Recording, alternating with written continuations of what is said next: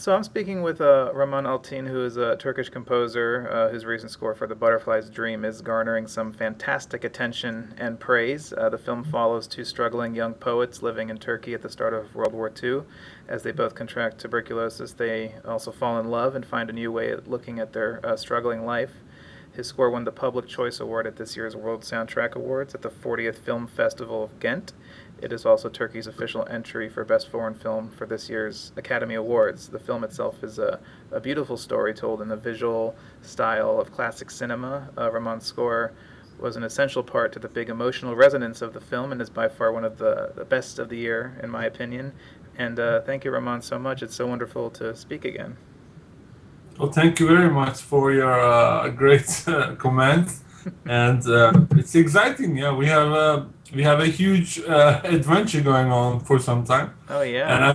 I'm really so glad. It's my pleasure to be part of it.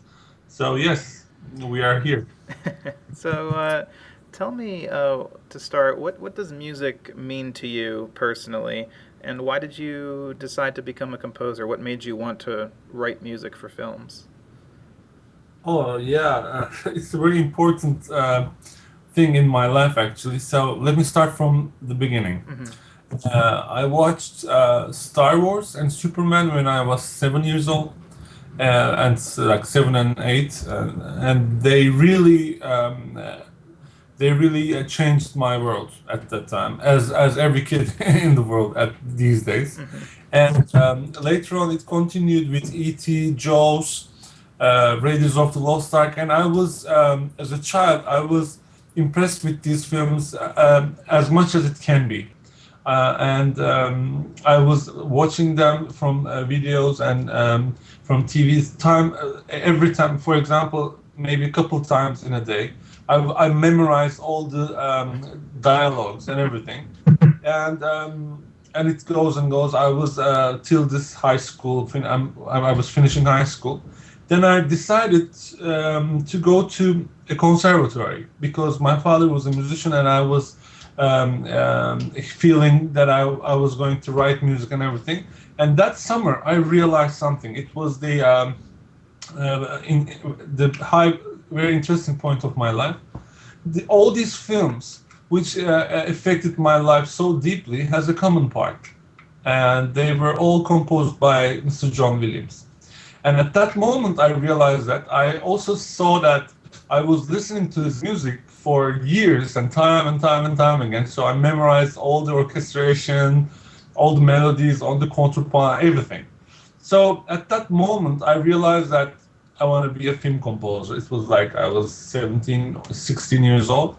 And from time till now, it was all programmed and it was a path I want to achieve. So nothing was for come constantly. It's all worked on, and this is the story actually. And about the Butterfly's Dream, again, one of the big films which influenced my life very much is Steve McQueen's and Dustin Hoffman's Papillon. Mm. Papillons. This is, it's the same as Butterfly. And that score of Jerry Goldsmith also, I always said to my friends, I wish I would compose some music like that. And I love the story, the name, Butterfly. So it was in my heart for years.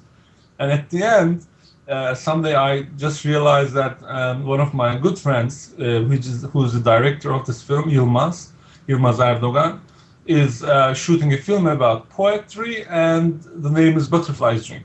And at that moment, I just realized I have to do this film. I have to score this one. And a year after, he came to me and said, "Okay, we're doing the music together." And it was like completing my life. After 20, 40, 30 years later, I found my own butterfly to score.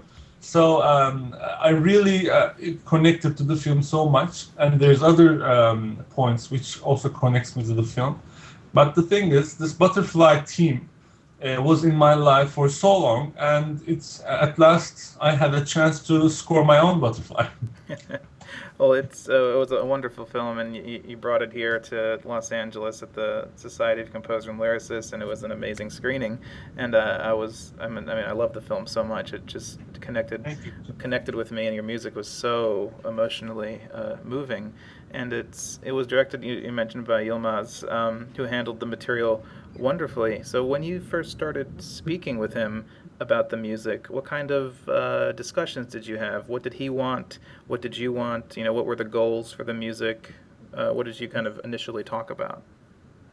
The first thing he said, he wants to use he wants the music to be a classical music, Hmm.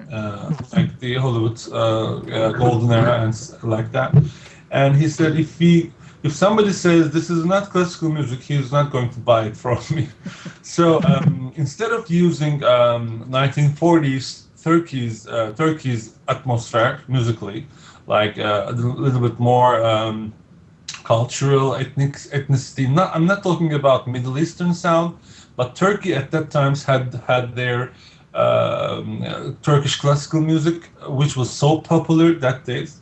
And instead of using these, he chose to interpret his film with classical music, which was also an universal language, and it was so correct.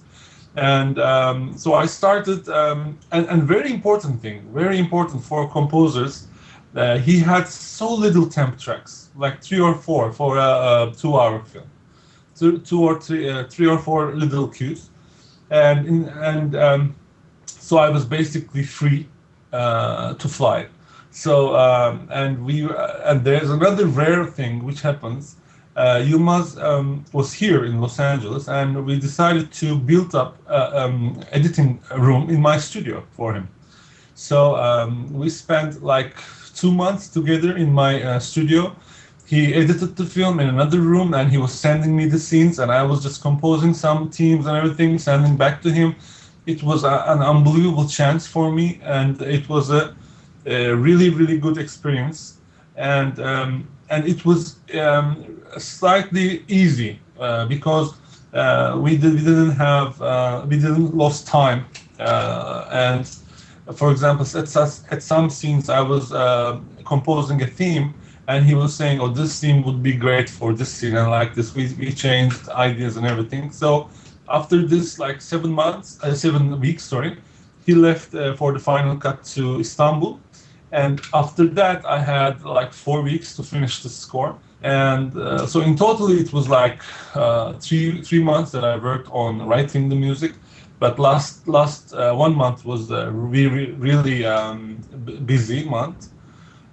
But yes, so we discussed with him every scene, every second of the film. So it really helped. We were spending the time all the time. Besides, after working, we were talking about the film, the poetry, the poets. So it was a very close working time, and it really helped. Which is this is also rare. I would like to say, I would like to underline this. He didn't give me any revisions or notes.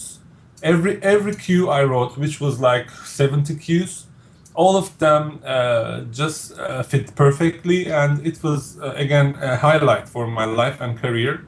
So I'm pretty happy with what we came up with.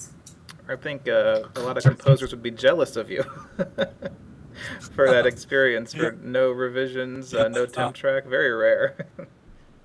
Very rare. There was one temp track. Actually, there was that three or four temp tracks. I also have a story which is incredible. Hmm. And he said to me very clearly in the beginning. He said, "Look, I love these temps, and I'm going to buy the rights. So I don't tell you don't compose this, but know that I'm going to use these." And it was, as a composer, it's always frustrating. And I said, "Okay, but I'll try." And I know that it was very hard. It was a huge wall to break. But I started with the main title, which was in the beginning of the film. You remember the black and white scene, the Yes. uncutted scene. So I composed that in a couple of days. I said, "Come on, I want to play you something." I usually play from my sequencer. I do it very richly and play my directors like that. But that day, I call him. I prepared my studio and I played on the piano live the entrance. And from that moment till today, it's been a year. it didn't change. So it was so I was so feeling close with the opening scene and the film. So my main team didn't change. From that moment, he said, "Okay, you tricked me. I'm not going to use the temp again." And I fought this temp law because he was listening to the entrance of the movie with that temp track for like 4 months. So you know how poisoned directors with the temp track, but I beat it, so I'm pretty happy with it. Yeah. Well, that's awesome. That's a great story. So when you first looked at the film and you had your blank slate, you didn't have any music. What were you looking at for inspiration? What really spoke to you about this story? I mean, was it the story, the characters, the time period of the film, the cinematography? What really spoke to you as a storyteller that got your music kind of going? Yeah, actually, I don't like to read scripts. It's a confession Hmm. because I want to feel the movie with the pictures. Because I always say when I read the scripts, I have a huge imaginary. I have a huge um, um, how can I say? Yeah, imagining things. So I feel so much music about it, but I have to see the film so I can add color to that imagination and movement, the speed of the film, the acting. They all affect me. So it was a perfect. Again, yeah, like I can say, it was a perfect match for in very various ways.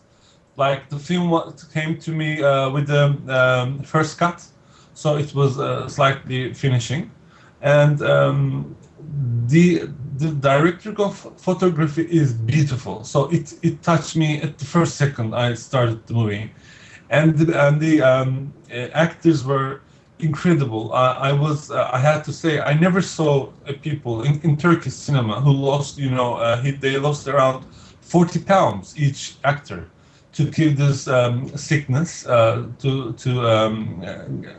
the audience. Hmm. So the art direction was great. So it was all touchy, and the story was unbelievably touchy again, and they know they were dying, and but they didn't give up for love and poetry, and it was so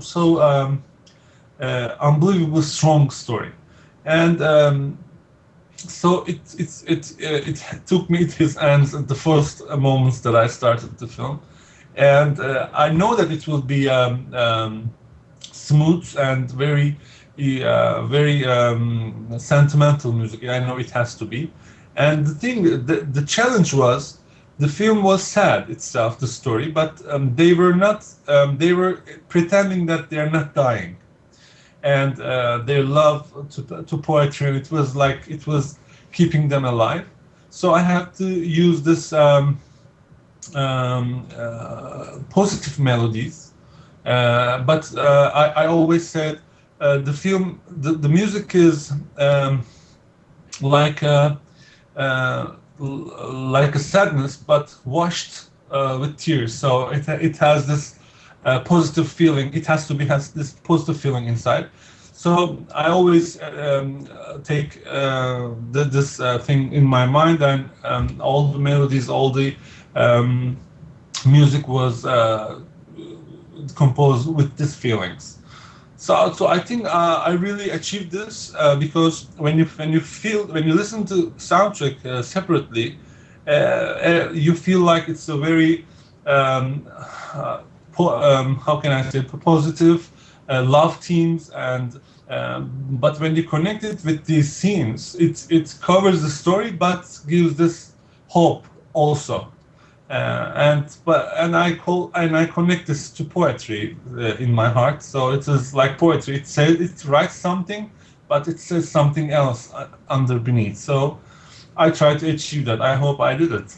Oh, you did, absolutely. It had that kind of beautiful tragedy behind it, and I think when you accent sadness with beauty, it kind of amplifies, the feeling, and it Yeah. makes it bigger. So it worked so much.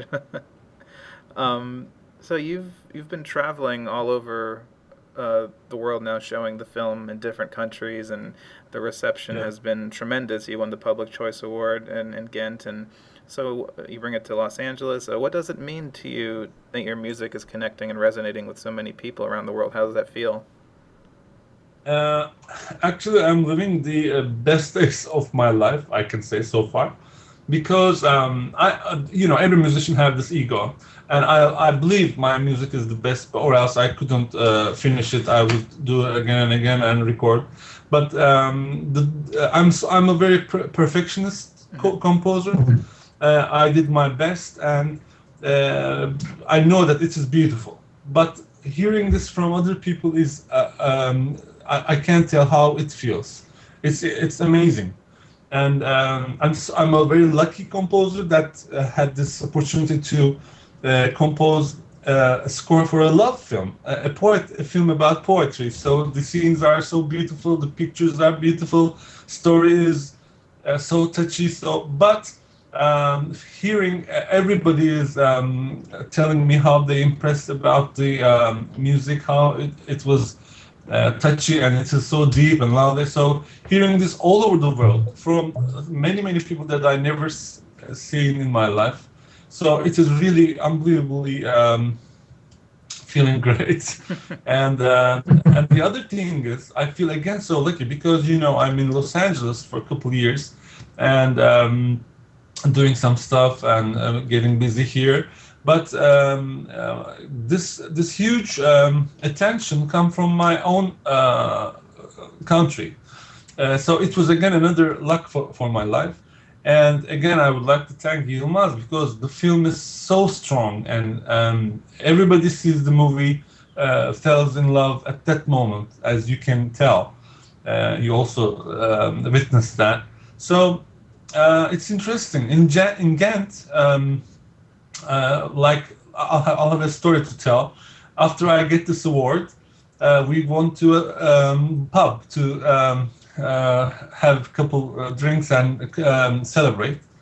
And when I entered the pub, everybody started applauding, and it was very rare to recognize a film composer, and it's also one of the first experience that I had in my life.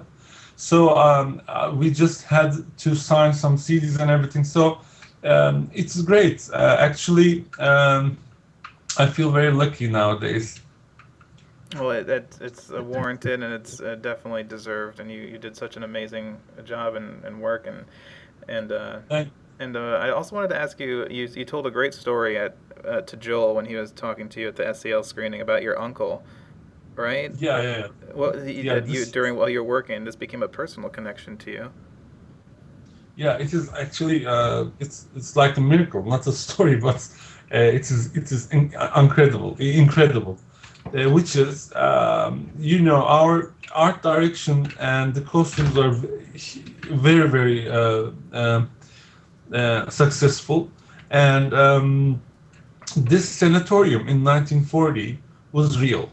And so Turkey was at that time very not so rich, and the only sanatorium was that in Turkey, and everybody was tuberculosis at the time. There was no cure, and people were on the list, and they were going there very.